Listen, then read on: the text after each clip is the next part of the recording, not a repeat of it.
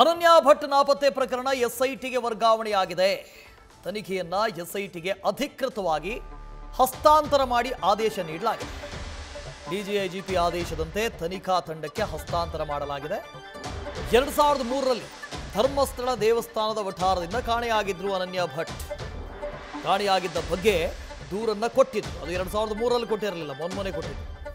ಧರ್ಮಸ್ಥಳ ಠಾಣೆಗೆ ದೂರು ಕೊಟ್ಟಿದ್ರು ಸುಜಾತಾ ಭಟ್. ಹಾಗಾಗಿ ಇಡೀ ಪ್ರಕರಣವನ್ನ ಧರ್ಮಸ್ಥಳ ಠಾಣೆಯಿಂದ ಎಸ್ಐಟಿಗೆ ವಹಿಸಲಾಗಿದೆ. ಈಗ ಈ ವಿಚಾರಣೆಯನ್ನ ಎಸ್ಐಟಿ ಮಾಡುತ್ತೆ.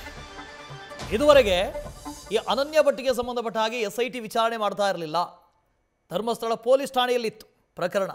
ಈಗ ಈ ಪ್ರಕರಣವನ್ನ ಅಧಿಕೃತವಾಗಿ ಎಸ್ಐಟಿಗೆ ಕೊಡಲಾಗಿದೆ. ಈಗ ಎಸ್ಐಟಿ ವಿಚಾರಣೆ ಮಾಡುತ್ತೆ.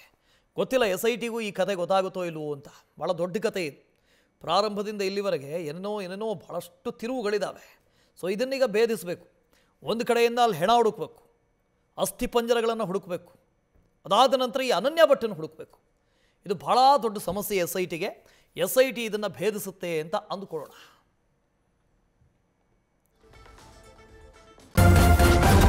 ನ್ಯೂಸ್ ಫಸ್ಟ್ ನಿರ್ಭೀತಿಯಿಂದ ನಿಮ್ಮ ಪರವಾಗಿ.